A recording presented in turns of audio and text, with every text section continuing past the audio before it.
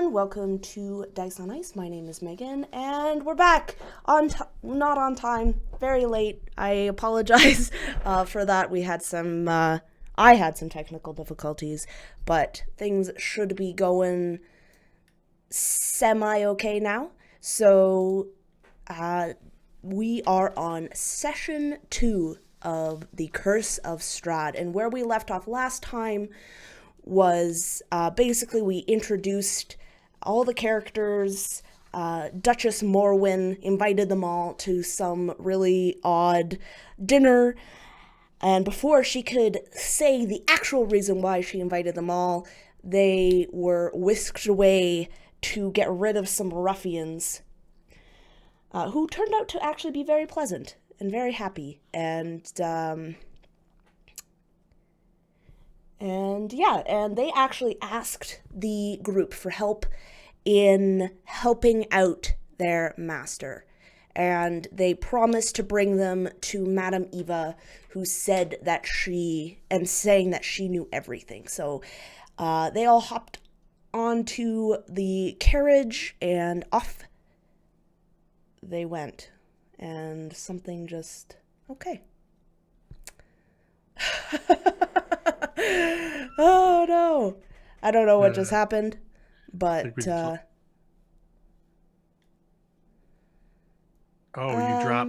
dropped Soundmaster 5. Yeah, I did. I think it just dropped on its own. Okay. I'm Wheelwin. I'm half Jake, half Marquise. Yeah, so I will fix that quickly.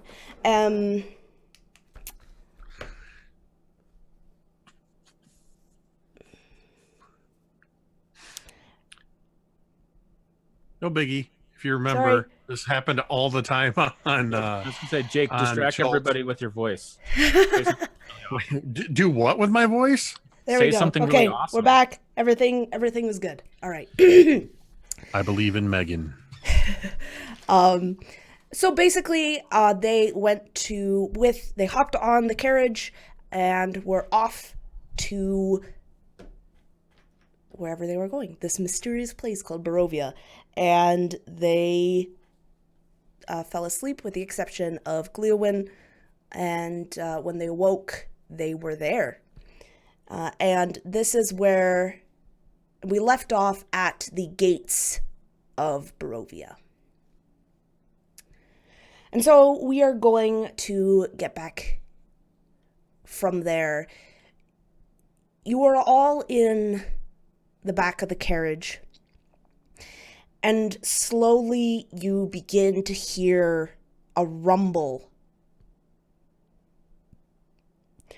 And after a while, you realize that it is the doors slowly creaking open. At first you can't see much, but then a crack begins to form between the two doors. And slowly but surely you can see more and more. The first thing that you notice is this rolling fog and mist that escapes from the opening of these gates.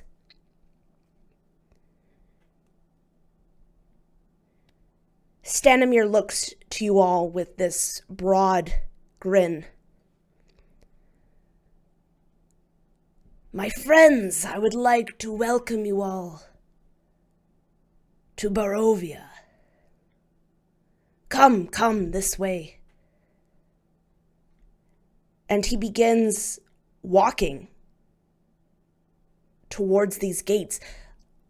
And the people who are with him follow, seeming to just abandon their the horses, where they stand. Eli, you are in the carriage, and you see your, I guess, newfound companions begin walking towards the opening gate. What do you do? Well, I guess if we're gonna do this, we better follow them. And I'm going to kind of lean over to the carriage door and open it up. And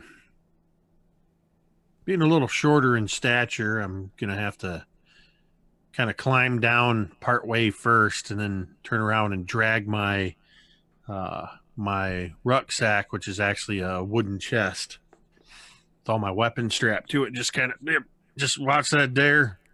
Pardon me. And I'll actually set it up on the edge of the wagon and kind of turn around and hop down that step down to the road. You gonna come with, or y'all gonna just hang back in there?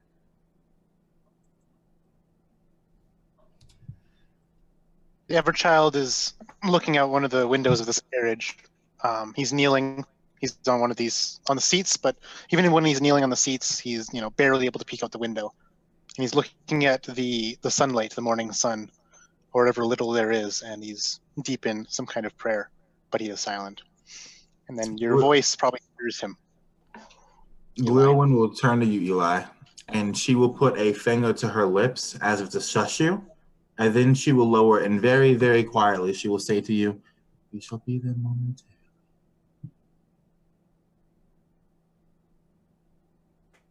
I'm sorry, what was that? She doesn't repeat herself. She just looks back to the other child, kind of like looming behind him. I think Fell is watching these people walk through these gates, these massive stone gates with these two. I think there were like two headless stone statues on either side, or one on each side. Looking at these mists and then looking back over her shoulder in the direction of Daggerford, remembering that Stanimir said that Madam Eva was about, I think he said, like a day and change away from where they were, something to that effect. She's going to be looking for some kind of mechanism or even some kind of people that are opening these gates. Can she see anything, or it's just the gates and then the mists within? So these gates are huge. They are hundreds of feet up. But from where you are at the moment, you cannot see any form of gears, pulley system, or even any people. And you can see that there was once a place for guards to be, these kind of turret areas just in behind where the heads would have been. But you see that these, or at least as far as you can see, there is nobody manning these gates. Is Stanimir, has he already passed into the mist, or is he still on our side of the mist? He's still on your side of the mist. You can see him quite clearly. He's only probably about 20 feet ahead of you. Okay, Fel will actually sort of glance at Eli and just say, I'll be right back. And then she's going to kind of jog ahead to talk to Stanimir just briefly. Cameron, if you want to do Oscar's thing before that, that's fine. Oscar has stepped down from the wagon, the entire thing lifting as his weight is relieved from its springs. He stands dumbfounded, staring up, slack-jawed, drool running from the corner of one lip, as he observes this gate, these mammoth proportions. "Ho-har!" he says, uttering a giant's exclamation. It is a word the giants use to say attention or look at this. "I have never seen such as this. A man like me could labor his whole life and achieve nothing. And yet this strikes me. What place is this Barovia?" He looks intimidated, actually. He's used to being the largest thing around. And he steps up near Eli as the one person that he trusts, just patting him on the shoulder, making sure he's real, making sure that he's awake. "Oh, such a place." And then he'll walk with the others if they advance. So, Fel, you kind of jog ahead of the group to catch up with Stanimir, you can hear that the group with him is still humming, though quietly, as they begin to pass through the gates and further into this mist. So Fel will sort of lightly lay a hand on his shoulder, trying to kind of get his attention, and just say, "So just to make sure we're all on the same page, or at least you and I are on the same page. Once we talk to this Madam Eva, then I'll be able to pass back through these gates and go back to Daggerford, correct? I just want to make sure these gates." And she looks up, in a way like Oscar, just overwhelmed because she has never seen something so colossal before. I've never seen anything quite like this before. Oh, well, yes, these gates are nothing more than an artifact, as you could call it, of An the old artifact? days. Oh, right. Yes, they are truly magnificent, but they only exist as... And he kind of gives you this weird grin, almost like it's slightly forced. And this is really the first time that you have seen really any other emotion in Stanimir other than just carefree joy. It's more of a symbol now. Right. And it's a symbol that you can pass through, go back the other way, right? If need be. It's normally how gates work. I'm not sure if that's how symbols work necessarily. Yes, of course, young one. Of course. And then he will continue on walking. And Fel will just stand there for a moment, sort of watching his retreating back. And again, she glances over her shoulder, and she's going to actually move back to where Eli and Oscar are, and she's just going to say to them, "That was strange. I had an interesting conversation with Stanimir just now. Some of the things he said, they sounded," and she'll look at you specifically, Eli, little ominous. I'm not sure why I think that's the first time I ever saw him be anything else except happy. Well, we haven't exactly known him very long. Don't reckon you can get a read on somebody's true nature in such a short time. You'd be surprised, but I don't know, just some of the things he said were a little unsettling. I hope that... And she just, again, glances at the gates, and then she'll shake her head and just say, "Never mind, I'm sure it's nothing. Maybe I'm just nervous being away from home." What exactly is it that's got you on edge? Is there Well, so I know that you and the Rock Man, and she'll smile and gesture at you, Oscar. You two are travelers, and I'm assuming so are the Everchild and Gleowin, but I'm not. And I was hoping, after talking to this Madam Eva woman, that I would be able to return back to Daggerford, and I just wanted to make sure that Stanimir understood that. I thought I made it pretty clear when we met them at their encampment last night, but I don't know, it's just he said these gates were an artifact of the old times. They were more of a symbol now than anything else, and he never really answered my question if you could necessarily go back through them. Oscar's going to step up between Fel and Eli, his arms around their shoulders now in a very companion-like way. He seems relaxed for the first time. He exclaims again, a large smile on his face. "You use too many words. Use your feet. Let us go. This, a place I have never seen. Is your curiosity not large? Yes, like this." Right. No, I mean, my curiosity is very, and she'll pause, very large, but it's outweighed by my caution, I guess. I don't know. Maybe it's nothing. Maybe I'm worried about nothing. There will be work here. Much work. Look at the stones. Oh, such stones as these, we will be employed forever.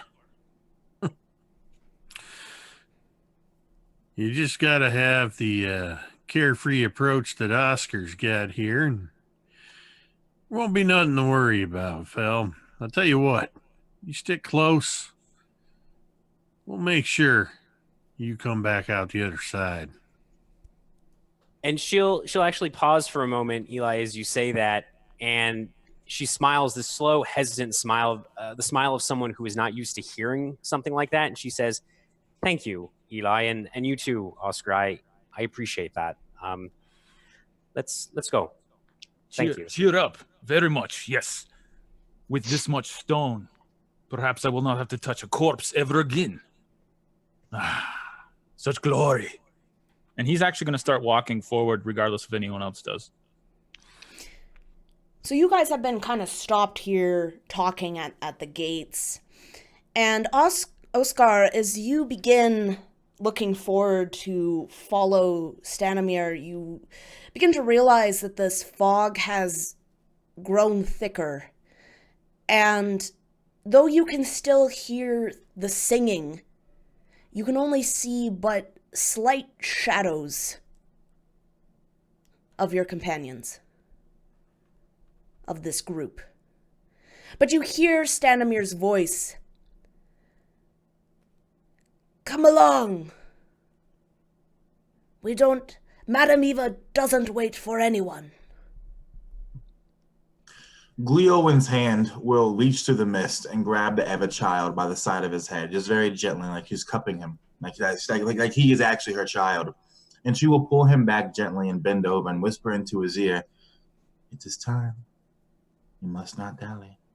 The sun must rise." And he just like holds up a finger as if there's like one moment, as he just like then clasps them together again, and it's like another 30 seconds or so, and he's like, kind of just gathers his things, his little pack, straps it over his little shoulders, and heads down out of the carriage and has to literally like jump down off the steps, and then pitter patters up to catch up with the rest of the group. Gleowin will glide after him, specifically, again, and making sure not to help him down anything or to help him in any way, and just basically being his shadow as we move together through this mist. And so you walk and you travel. It's cold and damp.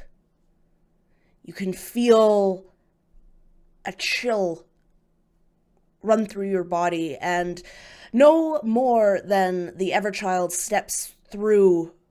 Shortly after, you can hear the grinding sound of stone upon stone as the gates begin to close. And with this mighty sound that shakes the earth again, they close. And you can hear the sound of the group ahead of you humming and singing. But as you walk, it becomes more distorted. It becomes quieter, then louder. Then it sounds like it's coming from your right from your left. Then around you all at once. And then nothing. Silence. You can't even see, because of the fog, anything beyond the road that you are on and a few feet ahead of you. All is very quiet. Do you continue forward?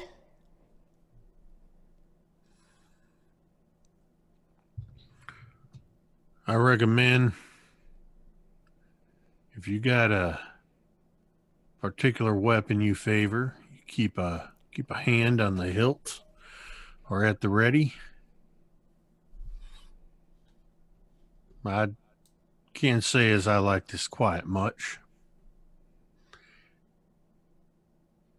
And I'm going to cock my head and just do that where you're just straining to hear through the silence for anything other than the deafening silence. You strain your ears to hear, and it's almost as if your brain, your mind wants you to hear something.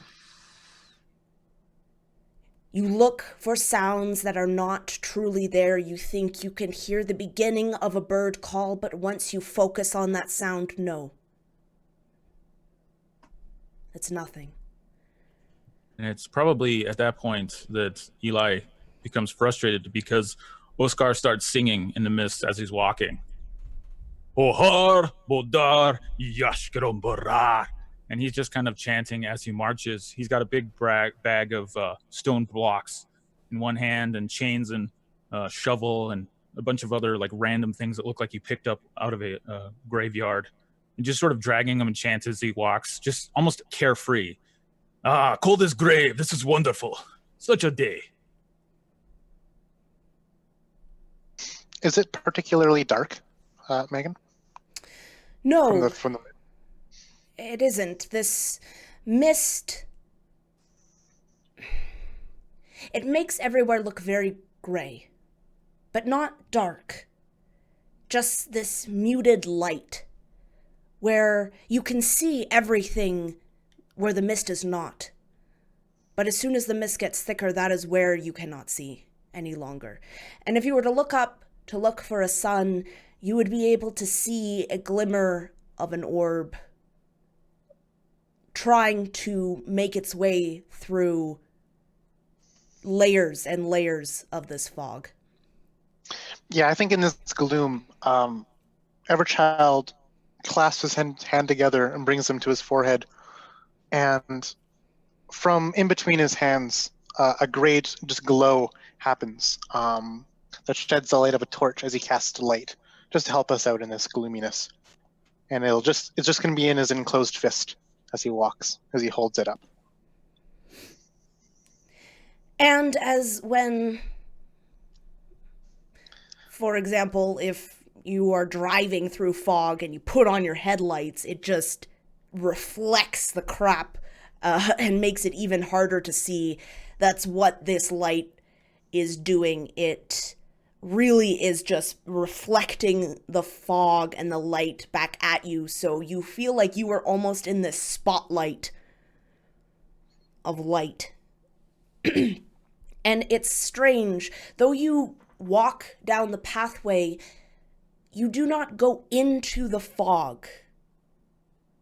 It seems as though the fog is keeping a distance from you, all around you. And if you were to look back, you cannot see the gates any longer. It seems as though you are in this bubble of clearing.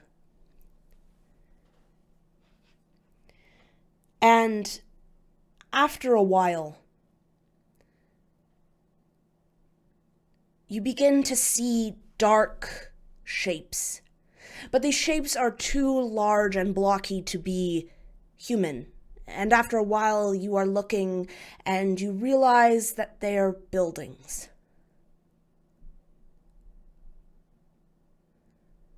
Do you keep on walking along this path towards what looks to be many, many buildings kind of clumped together?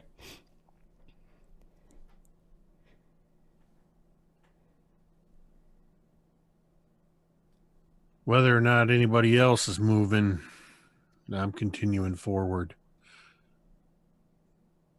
Following the path carved by her, not her pontiff, not her messiah or her saint, but by her, not even ward. I guess child is the best term for it. So following the path carved by her child, Gleowin continues going forward. And Tell- Everchild Good. carries on. He seems steadfast and unavailed by the mist. Fella's going to start to lag behind a little bit. I think probably once she notices that she can't see anything behind her, slowly kind of getting further and further back until as she starts to see these buildings sort of looming out of the fog or the mist, she's actually going to try and go back a bit, not too far. She still wants to try and keep particularly Eli and Oscar in sight, but she's going to fall back a bit, and she's actually going to continue moving the opposite direction from the group, just a few feet. And you're just kind of keeping back, or are you trying to look for something? I think so. What she's actually doing is she'll move back a couple of feet, kind of glance to make sure she can see the others, and then she's trying to see if she can find the shape or the general outline of the gates again, the colossal stone gates. And as you kind of take a few steps back, you can begin to see them again, looming shadows in the distance, but they are still very obscured by fog. Does it seem like we've moved an inordinate distance from the gates, even though we haven't been walking too long, or do they seem like a reasonable distance away considering how long we've been moving? It seems pretty reasonable, considering how long you've been walking. Okay, and seeing that, taking some solace from that, despite this very strange situation, not seeing any sign of Stanimir or the other travelers they encountered, Fel will sort of jog back up to the group and just say, well, the gates are still there. Guess that's a good thing, right? Of course they are there. They are huge. I don't see no reason to not believe they'd be there at any time we go looking for them, Fel. Well, I mean, don't you think this mist is a little strange? I mean, in the fact that Stanimir and all his people seem to have mysteriously vanished. I mean, call me paranoid, but it seems like something might be going on. You are not paranoid. Thank you. Yeah, it seems about right. Things are, well, not right. And Fel is actually going to pull out these two very well crafted, but they don't look like they've seen a lot of use, these iron daggers from her hips, and just kind of clutch one in each hand as she looks around, her pale green eyes sort of scanning these buildings. As you go to reach for one of your daggers, Felitha, Everchild approaches you and would kind of like snag one of your hands before it quite gets to the hilt of your dagger. And tenderly, if you'd let him, the Everchild's going to hold your one hand in his free hand, and then the other hand that's glowing, he's going to hold over it. And he's just going to hold you there in silence. He's looking up at you. There's a warmness to his face. He's smiling, but in a empathetic, I am with you kind of smile. And whether this matters or not, he's casting guidance on you. Just help you come to your senses and be strong in this in these darker times. I think as she feels that warmth radiating off the Everchild's expression, I guess, or coming from the Everchild's expression, she would actually say in Halfling, she would just quietly say, she glances over her shoulder and just say, I'm scared for some reason. I don't know why. And you'd hear the Everchild speak back to you, yet you do not see his lips move, nor would anyone else hear him. It is well to be scared, but it is not being scared that will make you well. And she just nods once and sort of gently pulls her hand away from the Everchild's grip. Again, still clutching the daggers, but not as tightly as she was before.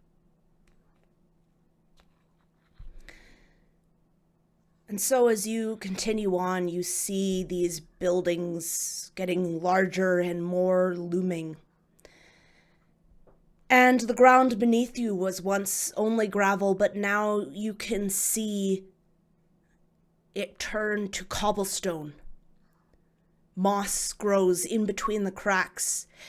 You can smell the scent of cooking fires. The breeze still has not abated. You still have that chill on you, but I think for some of you, just by smelling these cooking fires, it makes you feel a bit warmer. And as you travel, you find soon that on either side of you are large, tall houses, dilapidated, many of the windows and doors covered in boards. You can see that some of them still have a lantern on the front door that is lit. And as you are walking, you begin to see two figures. Small. One very much smaller than the other. One about the size of Everchild. And you see that the taller one is crouched slightly over this smaller one.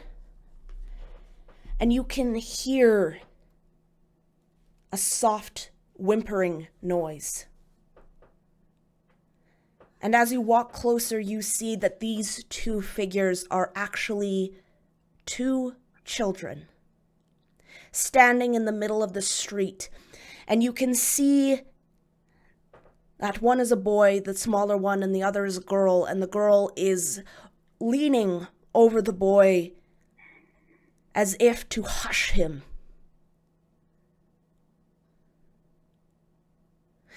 They do not appear as if they have seen you yet. Do you stop? Do you approach? Are they human? They look to be, yes.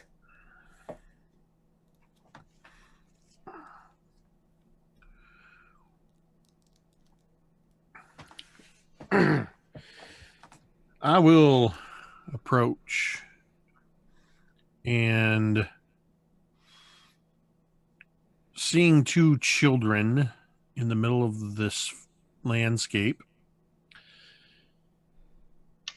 Eli's demeanor shifts a little bit. No longer do I hold my hand at the ready on my sword. I actually sort of push my arm so my sword is not as visible as I walk forward. Hello there, children. Is everything all right here? You can see that the boy has tear-stained face. His eyes are red and puffy, and he sucks on his thumb.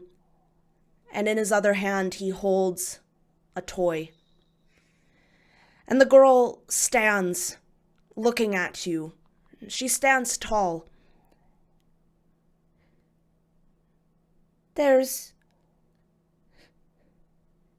And despite herself, you can see that she is trying to hide the fear from her voice. There's a monster in our house. Everchild whizzes past you, Eli, seeing these distraught children. The little of his little feet sinking and squelching in the mud of this place. As he just hurriedly imagine an old grandma oh, I gotta get you a blanket. That's what Everchild looks like as he hurriedly comes to these children, and hopefully he's not very threatening because he's the size of them.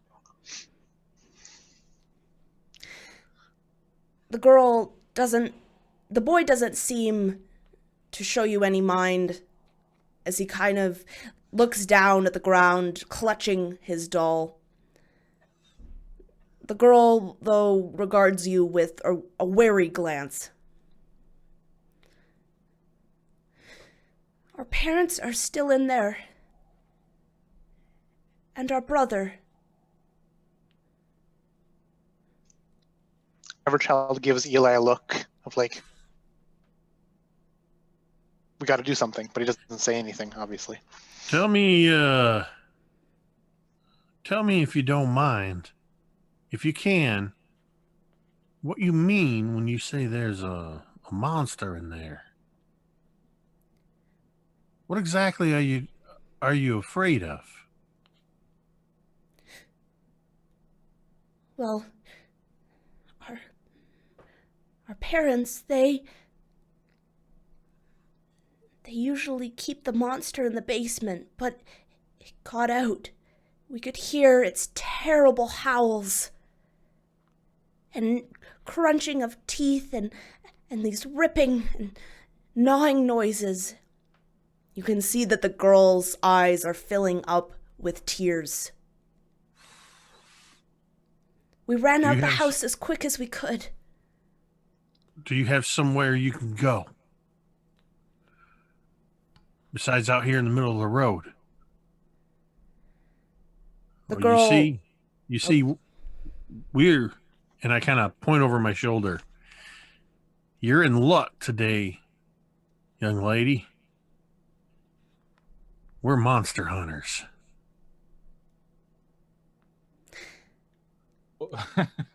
Oscar, sorry. Oscar's gonna bellow at a laugh. Monster? No, this is brother, ugly brother from basement. I had one of these. No, the ugly. He's not a monster. He's your brother. I feel like Fel was in the process of putting her daggers away when she saw that they were children, but then when Eli says, "We're monster hunters," she kind of stops awkwardly and just like holds them up like, "Yes, we're monster hunters." You can see the girl's face brighten. We don't have anywhere else to go. People in this town don't like us too much. They say we're different. The Everchild has dismissed the light in his hand. Now he's holding both of their hands, like one in each, just to kind of comfort them. And, he's being gentle and trying to soothe them. And Gleowin would hear Everchild say to her, "I will tend to the children."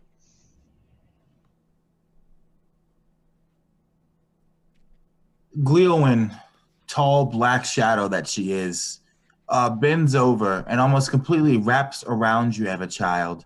And with one hand on your chin and the other on your forehead, she pulls your ear to the lips of her porcelain mask, and she will whisper to you, "We both know that your miracle lies within their house, not without. They must be kept safe. Once they are safe, I can come with." Where is safer? Out here in this fog, surrounded by daggers we cannot see, or with us in the house, hunting? Eli was about to tell them, or ask them, where a safe place might be. Perhaps the dwarf should still speak. And if there is not one, then we will be the one. And she will let go of his head then, and then rise back up behind him, and then look to you, Eli. And she won't say anything, but she'll just like beckon with her head, like nodding to the children for you to keep talking to them. I've already turned around,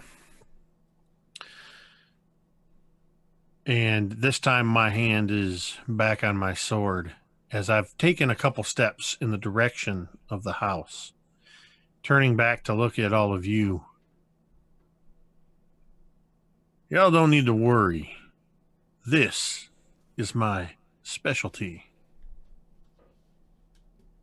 I take a certain pride and pleasure in hunting down monsters. And, well, these two seem to need our services. I'm going in. You can stay out and tend with the children if you want, but I'd appreciate a couple blades or bodies in my back. Eli, friend, you have been so so stout. Why now you jump at shadows? Children say monster. Children say monster every day.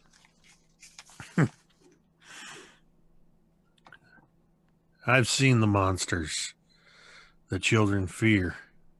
Not all of them are imaginary. And I'm not jumping at shadows. Bah! I'm running toward them. They need warm milk and a story for bedtime. Where are the parents? Well, that's what all of you should go find out. And Fel will sheath her daggers. I'll stay out here. The rest of you should go inside. I And she looks at the girl specifically who said that, you know, people in this town, this city didn't like them because they were different. And there's this look of intense sympathy on her face as she says, I'll stay out here with them. I've skipped more days of weapons training than I care to admit, to be honest, so it might be better if I stay outside. I fail to understand why no one yet has realized the danger of being out here. The people who led us here are gone, and you want to stay out here where they've disappeared. We can't just leave them out here. And to clarify real quick, Megan, we smell cook fires. We smell some kind of source of fire in this area, correct? Yes. Yeah. So, and there are clearly people here. I mean, you can smell that. I know I can. There have to be. I've been many places where the smells of cook fires linger, where the dead tend them, or other things worse. Right. Well, hopefully this isn't one of those places. Where are the people who brought us here? Where on the map is Barovia? You lived your entire life in Daggerford and you never knew of a kingdom a day away? I don't know, but we can't just leave them here. We take them with us. Into a potentially dangerous situation that's even worse. No. You heard Eli. She's got a point. Monsters. She's got a point, Phil. It is their house. We get inside there, who better to show us the proper way to maneuver through a place we've never been before? Little lady, if you don't mind, I'd like to introduce myself. I am Eli Lancaster. This here's Fel. This big fella here is Oscar. Aha! This shadowy one is Glewin. And this this little one over here, I believe he's called the Everchild. What are your names? The girl stands up, straight and tall. My name is Rosavelda. I'm 10 and a half, and this is my brother, Thornbolt. He's 7. But everyone, well, our parents call us Rose and Thorn.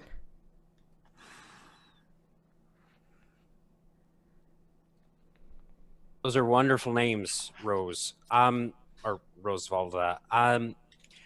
Tell me, and Fel will step a little closer to the children and kind of get down onto their level. Do you want to go back into the house if it'll help us potentially save your parents from this monster, or would you rather go somewhere else in the meantime?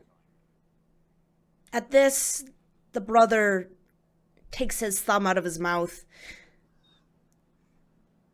We don't want to go in there. There's monsters.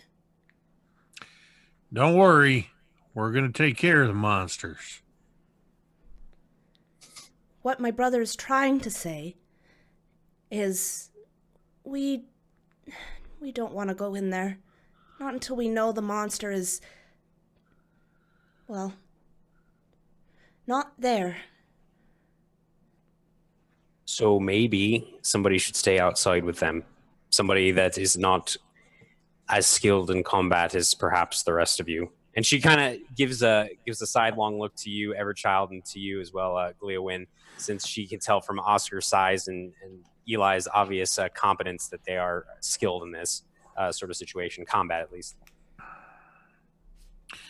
Not every situation necessarily requires skilled use of blades or other weapons. You have a way with words, Fel. You're not afraid to say what's on your mind, and you're not afraid to confront people, as some of us have witnessed firsthand. Right. I'm just saying, you would not be at a disadvantage to be with us. Now, these children, Rosavelda and Thornbold, they seem to be all right out here, and they were doing all right before we came along. I suspect, as I said, this is their neighborhood. The monster's in the house. I think that's where we should be. Maybe they shouldn't be. But if they come along with us, we can do what we got to do to keep them safe. I'd just as soon they stay out here. Fel will nod slowly, but she'll turn back to the children and just ask, is there I know where I come from, a little town called Daggerford.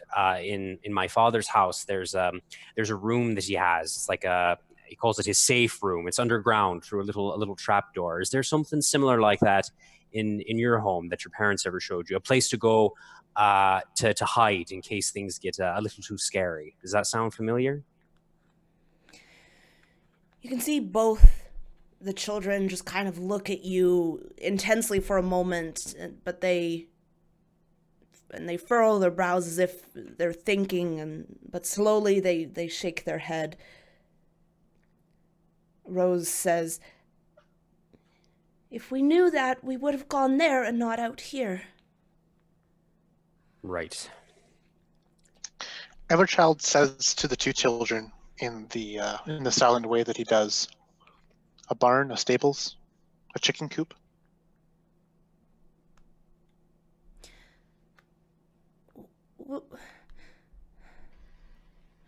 No, Any place you can think of? Any place where you go play hide and seek? What's your favorite hide and go seek spot? You can see Thorn, his eyes light up for a moment. "By the creek near the old willow tree. That's where we go play."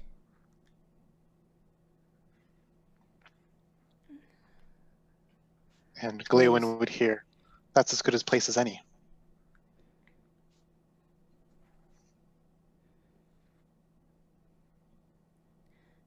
Rose points behind the house. "It's just behind there. You should be able to see it from the top floor. Maybe we will go there. And when you're done, you can come and find us." Absolutely. I think, and she'll look to you, Everchild. That sounds good to me. It's better than nothing. Everchild does not respond, but nods in affirmation, and still clutching their hands tenderly, will lead them, or I guess go with them, to their spot. And Gleowin will hear Everchild say, I'll take the kids there." And follow I shall. No. Gleowin has no bodily reaction when you say no to her. She is as frozen and as still as the statues we passed to the gates of Barovia. And then she peeks to you, saying, "I will need a payment then." And she extends a hand from within her cloak, a hand that is pale as a corpse would be. And she waits for you to put something, anything of yours, into her hand. And he does. He beckons to you to kind of come over as he fumbles amongst his things. And he hands out to you a small candlestick. It's small in your grip, but normal sized in his. She'll take it once racing across the brass, and she'll feel the memories, the tensions, the lives, the emotions that's been around this candlestick, and she will ferret it away inside of her cloak, and then turn away from you, completely her back to you, and then move over to where Oscar is and stand in his shadow. Oscar is going to turn looking. Bah, you all speak too much. We waste time. I have not even had breakfast yet. Who will feed us? We speak to old lady, we get jobs. This house, the kids, waste of time. Let us go, hurry. And he actually starts walking towards the house. He clearly doesn't believe their story or that there's any threat here. Clearly, Oscar's got the way of things here. We are not going to get very far in our travels if we have to debate every doorway and passageway we've come to. This is a unique situation, though, Eli. After what we just experienced, after everything that just happened, you've got to forgive us for not being as quick on the draw, maybe, as you and Oscar are. Now, don't mistake me, Fel, for not recognizing the absolute bizarreness of everything that has occurred in the last 24 hours. Right? Up to and including being summoned by your mother. Aunt. Definitely Aunt. not mother. Aunt. Pardon my mistake. That is fine. But do not make it again. I dare say, or I do say, that I've sort of been making it my business to deal in the bizarre and the unusual, because that's where I believe I will find the things in this world that need to either be admired or, as it sounds in this case, be dispatched. Right. Now, I'd like to get up there with Oscar before he goes breaking down the door. Yeah. Property damage should be kept to a minimum, if at all possible. It seems to be, and she'll look up at the house. Does it look like a nice house, Megan, or is it more of kind of like a dump? You can see that at one time it was a very, very nice house, almost a mansion. But, it looks a bit weathered. It kind of matches the other houses beside it. So not dumpy, but weathered and old. Gotcha. It looks like, it looks like it was a nice house at one point, so maybe we should try and keep the structural damage to a minimum. Sure, let's go catch up to him before he does something we all end up regretting. And she'll kind of jog forward to catch up with Oscar. Yeah, and at that, if Oscar has reached the front door, he's ready to knock. You can see actually that the door was left open, probably by the children who didn't bother to close it when they ran out. Then Oscar will stamp a heavy mudded boot down doom, doom, doom, on the porch just in front of the door. Hello! Your kids, they are loose in the streets. From inside, you can hear the sound of music.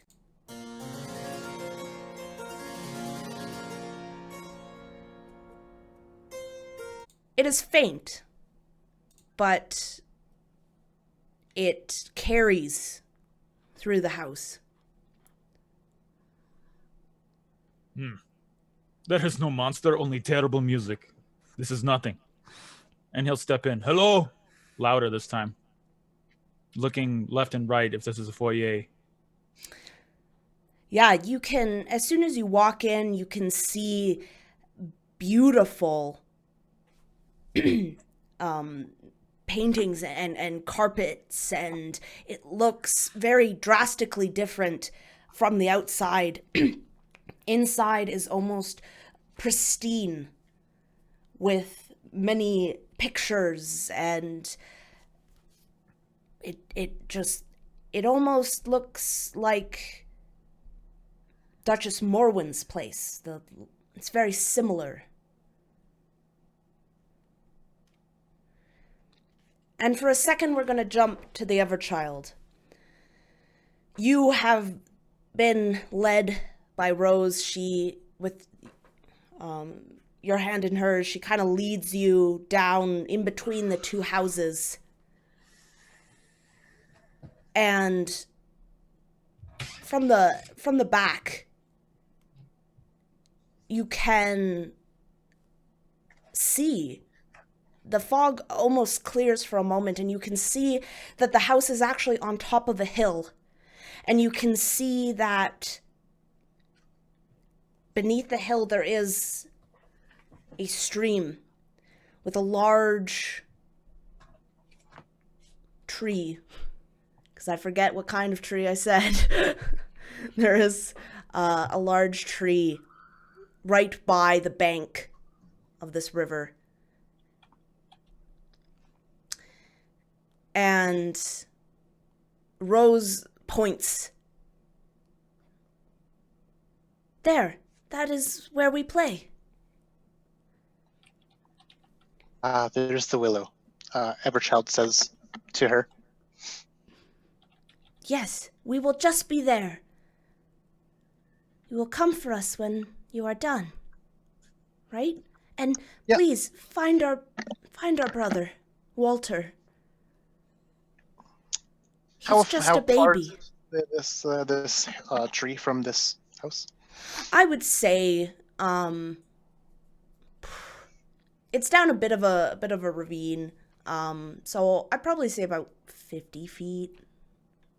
Okay. And Everchild will send them off. And you can see them. Let them. Yeah.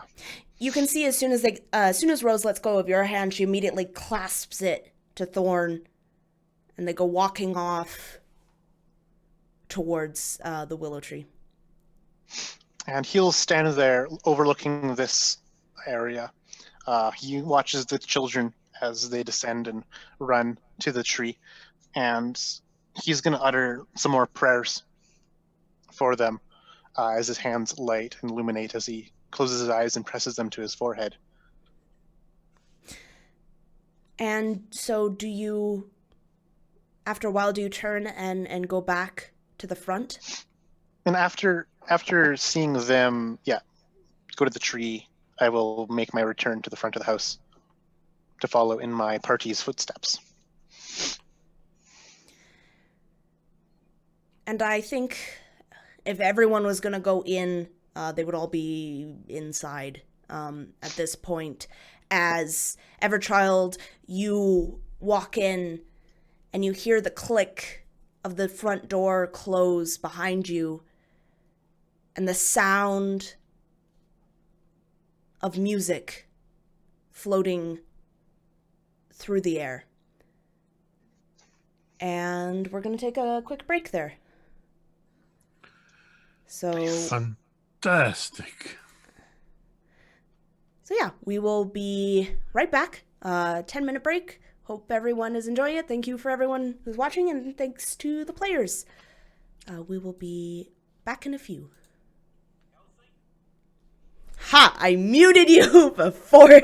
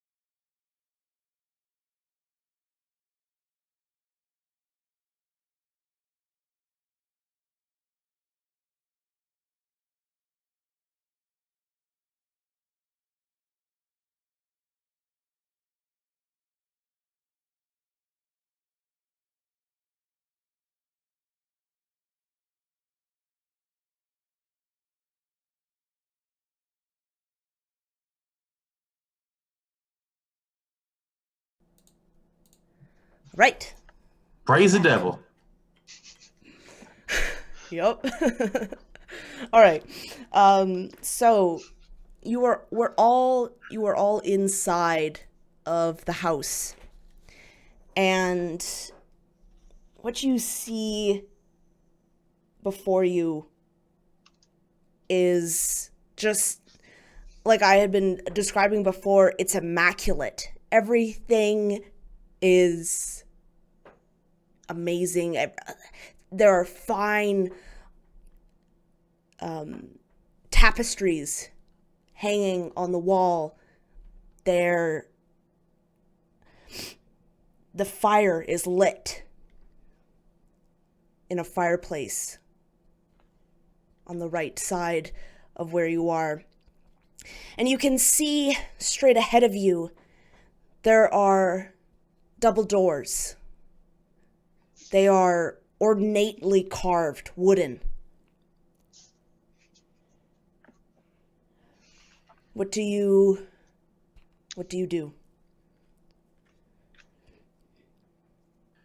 Temporarily free of the Everchild's contract, Gleowin will wander about, her finger tracing furniture, walls, all that stuff.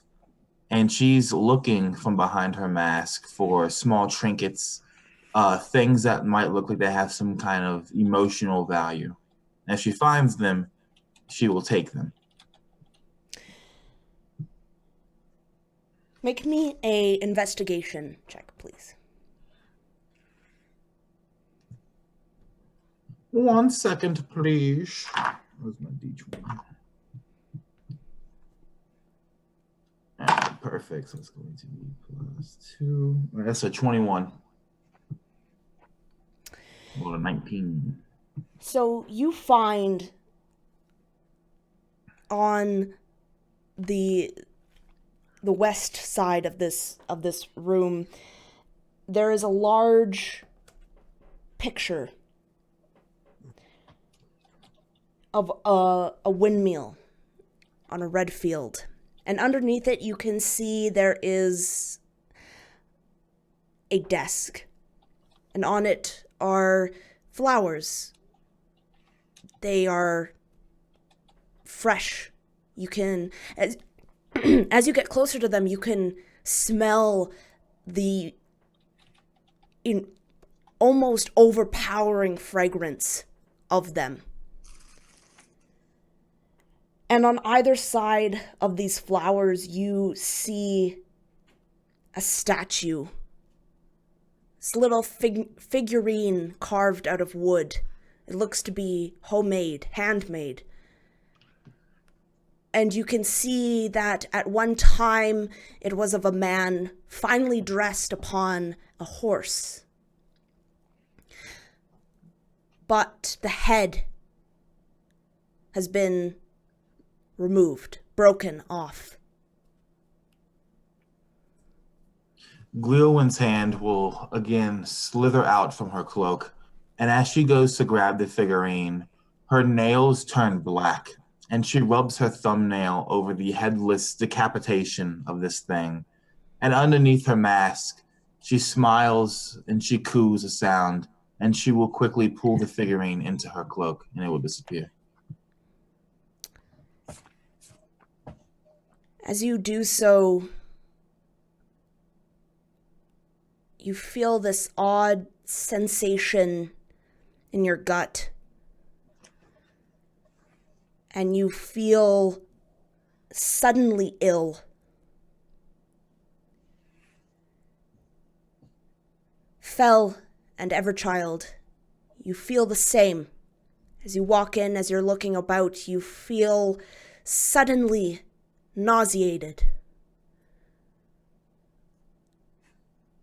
Intensely so, almost to the point where you can see spots in your eyes and your vision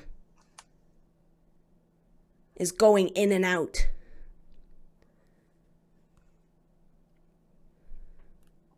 Everchild leans on a wall at this sudden sensation, and this is the sound that betrays the Everchild's presence in this room with the other four. He had been, gone from them. I need the three of you to make Constitution saving throws. Oh, dope. That'd be a big fat 12 for me. That is an 11 for Fell. There's a 3 for Gleowin. All three of you at once feel the urge to void yourself of whatever is making your gut feel so uneasy. And as all three of you, seemingly in sync, double over, Eli and Oscar, you see, as they retch, you see this glowing light come from each of their mouths. And, sorry. Damn it, Connor. Sorry. And you see that each of them are a different color. Everchild's is yellow, Gleowin's silver, and Fell's is blue. And as this light escapes their mouths, you can see that it is in the shape of this ball, this aura. It almost looks as though it is on fire as it escapes their mouths. And you see it for a moment float by itself. And then they seem to come together, to coalesce into this strange vortex of colors. And immediately they shoot up, going through the ceiling and disappearing. And once again, you guys are plunged into less light than before. I need everyone, please, to make me perception checks. Is it disadvantage from the low light, or is it a normal check? I would say for Gleowin, Fell, and Everchild, it is at disadvantage. Okay. Got You an guys 8. are sick. 8? 10. Yeah. Oh, disadvantage. Oof, that is a 5. I also got a 5. 13.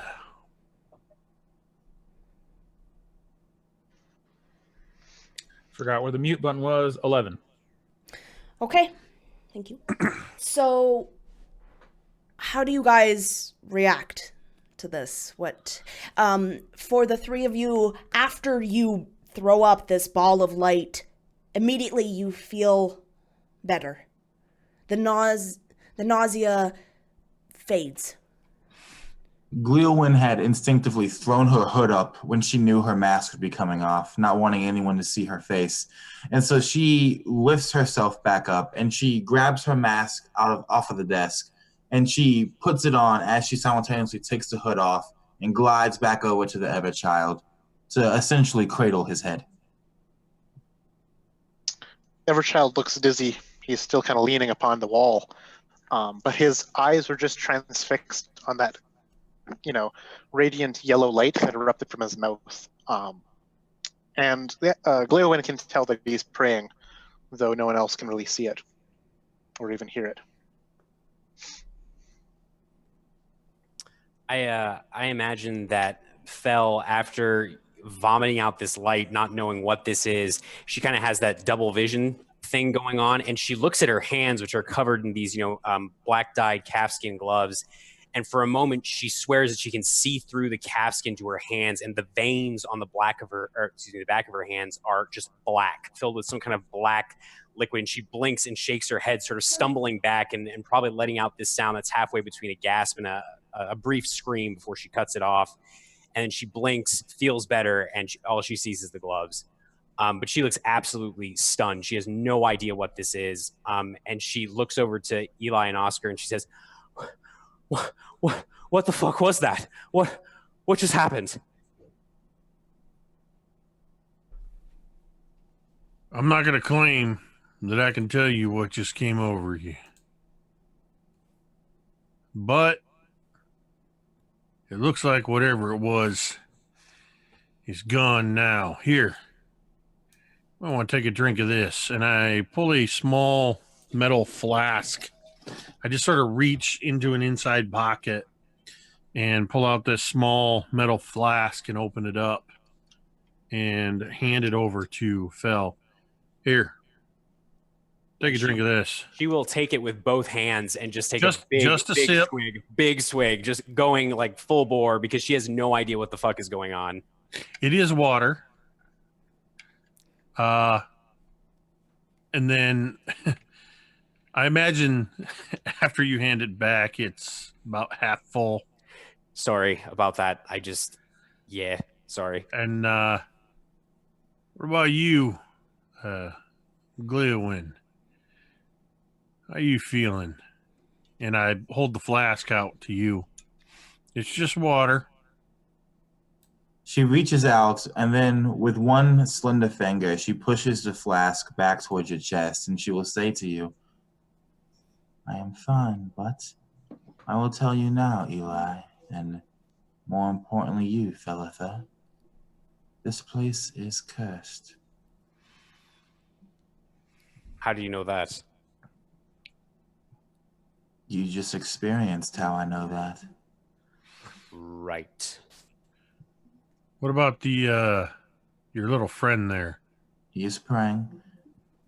But perhaps, will you take water?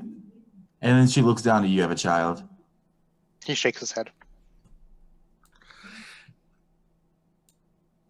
And I don't think it would matter, but I'm going to say this so Megan knows, in case it does matter, that it was a flask of holy water that I was offering, just in case.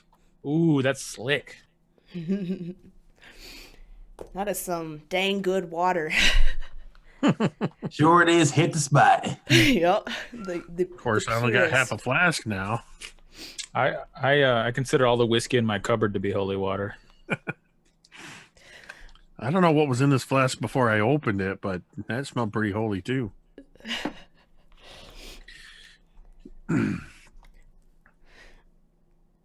So, how big is this space that we're in, where that three people just threw up in? it's about 10 by 15 feet. It's not huge. And you said there was a set of double doors at the other end, the north side, from the opposite side of where you came in. Right. Well, I'm not too keen to stay in this small space with all y'all sick on the floor. Just watch your step. I think we need to get into the house proper. Megan, you said there was music that we could hear before. Does it seem to be coming from a particular direction?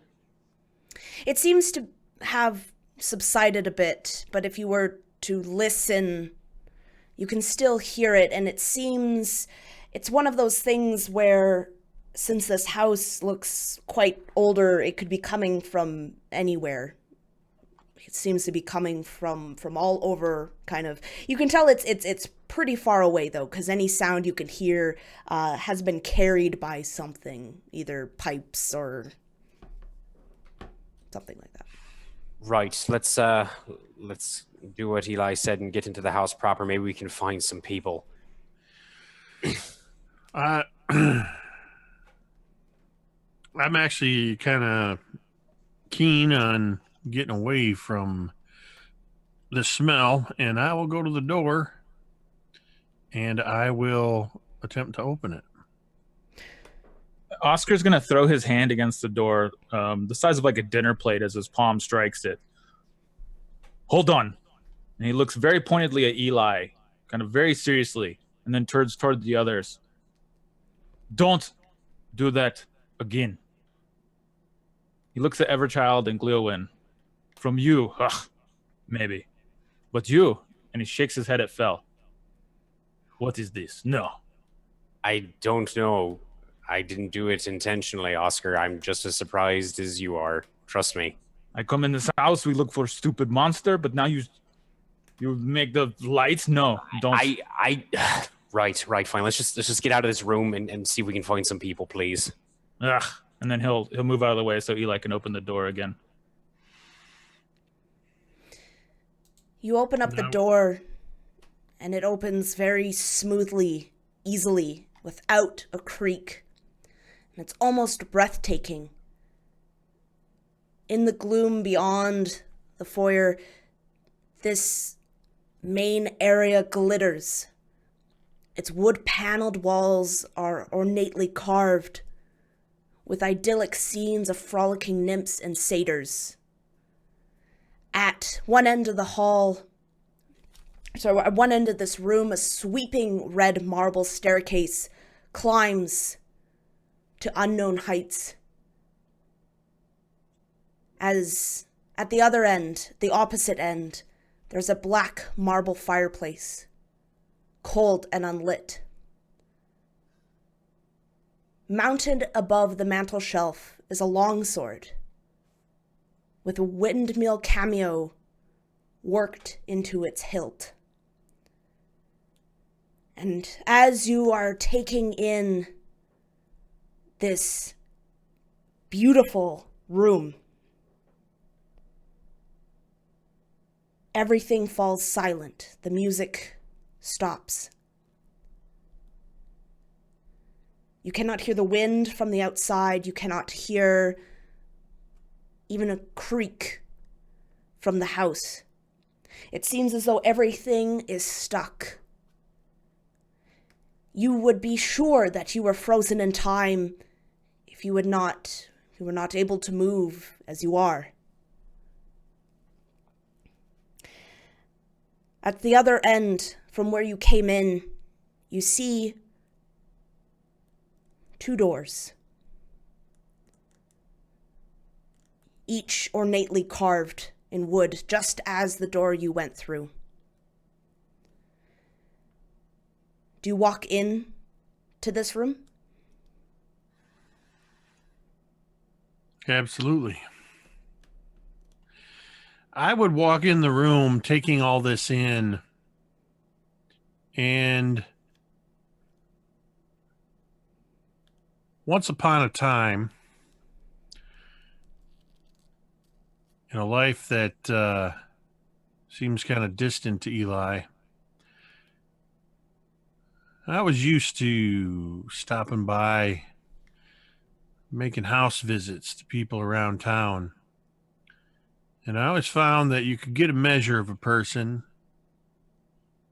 by the things they kept in their house, the way they kept it clean or not, the decorations and the stylings. And so as I step into the room to make room for my companions, I'm just looking around, just kind of taking it all in, seeing if beyond the initial look from the doorway,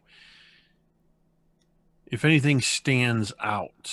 I mean, you said it's all in like gleaming, and there's the sword and the fireplace and the stairway and the carved doors and paneling. But yeah, I'm just kind of just taking that little extra step as everybody's coming in. You walk in, and at first, everything just seems immaculate. As if this is almost what you thought Duchess Morwen's place should have looked like, or did at once look like, before age and deterioration took it. I'd like you to make a perception check, please. Perception. Well, that's not going to be so good. It's a 10. So, as you're taking in this grandeur, you look towards the stairs, and they seem to spiral up. But at the far end, on the wall of the stairs, you see something written in black. And you can see words written above it, but you can make out the bottom. And it says, black on black, a raven's wing.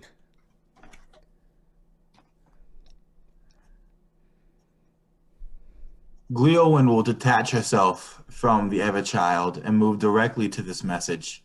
And when she reaches it, she will trace the message with a black fingernail. You see words continue on, Gleowin, up the stairs on this far wall, curling around as the stairs do. And as you touch it, you see that it seems to be written in paint, very wet paint, as some of the letters are dripping still. And she will, without hesitation, stopping her tracing, she will go up the stairs and read these words to herself. You see up to kind of the half landing, these first half flight of stairs, you see the black on black, a raven's wing. A pretty girl waits for a ring. A pretty girl waits for a feast. A humble glance before a priest.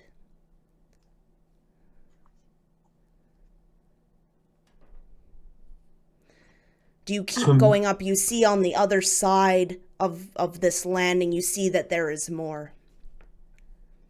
Do you keep going? She will look down the stairs and she will say, Oscar, I believe I have found us work up here.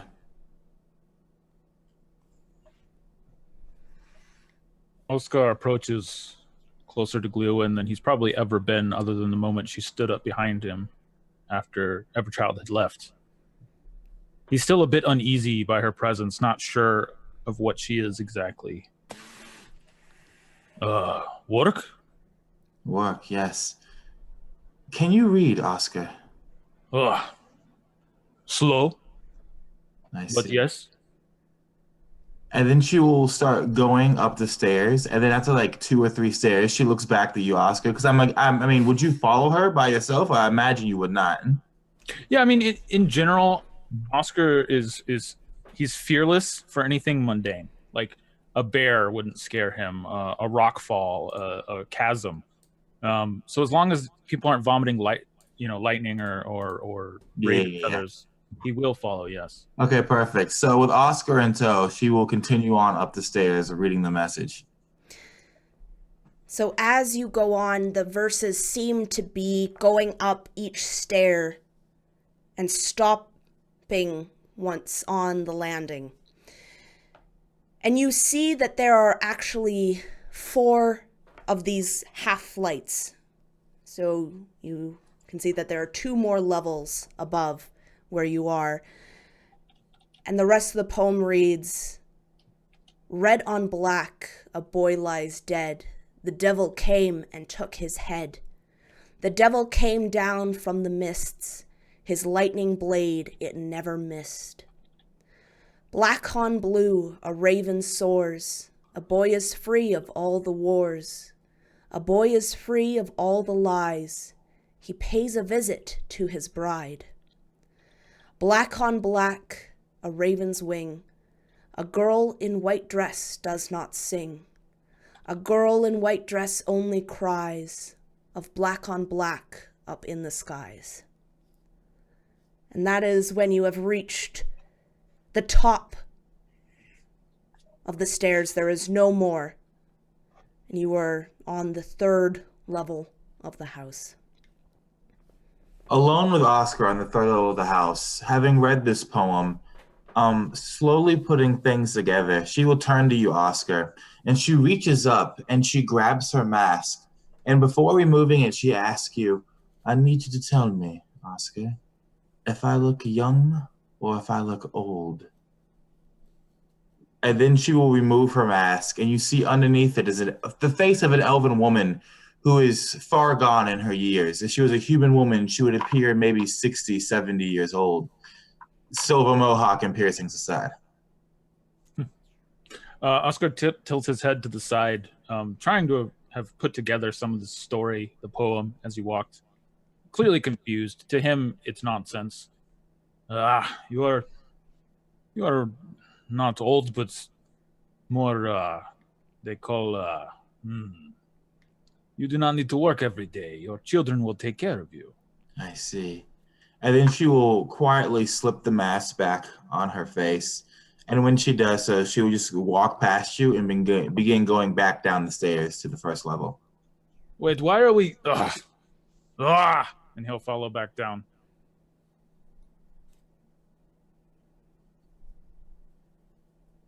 Everchild is near Felitha, looking at you, Jason. And you hear Everchild say to you, "Are you feeling well?" Is he actually speaking this out loud, or is he ghostwising? Ghostwising. Gotcha. So she would jump almost like almost jolting at hearing this voice in her head, but then she recognizes it. The voice is the Everchild's, and she looks at you, and she doesn't look well. She looks confused. She looks, and you notice she keeps staring at her hands and kind of toying with the gloves that she's been wearing, and she just says aloud, quietly, "I don't know." And she's actually going to pull one of the gloves off, and she looks at her hand, and it seems normal. It looks fine, but she stares at the back, and then she puts the glove back on. She does the same with the other glove, almost like compulsively for some reason, and then looks at you. And as you're toying with your hand, Everchild will take your hand into his and kind of just hold it, just in a nice warmth and tenderness you feel. And Everchild says nothing more, but just presses his forehead to this little hand joining exercise that's going on. Thank you. That light thing was a little jarring. In fact, this whole place, and she'll look around this room, this whole place is very jarring. I guess maybe it's that curse situation that Gleowin mentioned. And she'll actually look over to you, Eli, when she says the word curse. I'm trying to see what you're doing, if you're observing anything, if your monster hunting skills are coming into play here.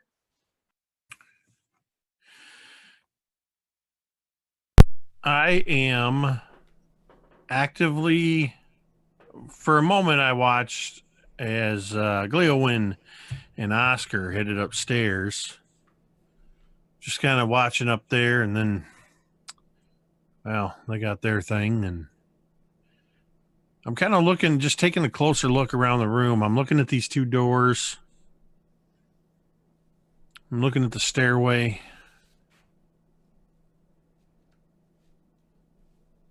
And while they're upstairs, I don't know how long would it take them to go upstairs, have this conversation, and come back down? A couple minutes? Be very quick, I'd imagine.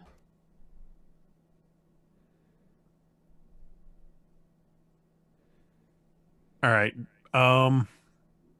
Yeah, I think I'm just taking a look at these doors and maybe walking up. Is there a gap under the doors? Yes. All right.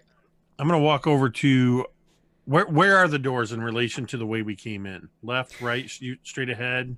They're right across from you, straight ahead, and they're right next to each other.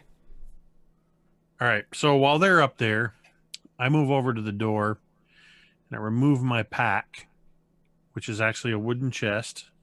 I kind of set it on the ground and I undo a couple straps and lift the lid, and inside, if Everchild or Fell happen to look over my shoulder, there's a variety of items that are strapped into place to hold them in position. And there's also like a little section where I can lift up, and there's more stuff in there. You would see, as I'm looking around in there, there's a crowbar strapped in the lid. There's 3 wooden stakes with a hammer next to it. There's some kind of holy symbol hanging from a chain. There is another flask, like the one that I had given to Fell. A couple sets of manacles. Here it is. And I pull from inside a pouch a small it doesn't have a handle or anything. It's actually a piece of steel that's polished. And on one side, it's polished to a reflective sheen. And I will close up the pack and latch it and put it back on my back. Actually, before I put it back on my back, I'm going to lean over and, lean over. I'm a dwarf and I'm already kneeling down in front of a chest. But my plan here is I'm going to use this mirror. I'm just going to slide it a little bit under the edge of the door and see if I can see into these rooms through the gap under the door. And I will tell you that. But first, as you go to reach your pack and as you open it, you find you are missing a few things. And you have gained a thing that was not there before. You didn't notice until you kind of rummaged around on your back, but many of your, well, all of your weapons are gone. The arrows in your chest, I assume they would be, or your arrows gone, and in your chest, you see a tiny spool of black thread.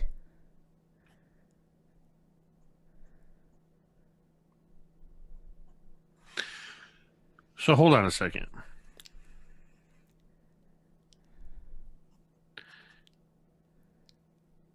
My arrows are gone. My warhammer that was strapped to my chest is gone. My crossbow is gone. What about my bow that was slung over my back? You did not feel anything. Wait, my bow's gone too? Yes. My Everything. sword. Yes. So though you there's had this sworn moment. you had Wait, carried it in with your hand, like you had it, right? Like, well, I had a hand on it. It was in my sheath, but I had a hand on it. Yeah. Had being the operative word. yeah. You didn't notice the light in your weight until now. So, kind of reimagining this as I set the chest down, kind of focused on this door. There's this moment where I do everything exactly as I described, and I turn to slide the mirror so I can take a look, and then I freeze, and then suddenly I whip over and look at the chest and realize that the lid was light because the crossbow wasn't strapped to it. And I begin to kind of look around and almost open it up and look inside, like what? And I'm just suddenly, for the first time, you would see Eli actually not cool, kind of panicky, as I'm looking around, patting myself. And then I open it. I think I probably opened that chest a good 3-4 times, kind of just expecting like, no, and I'm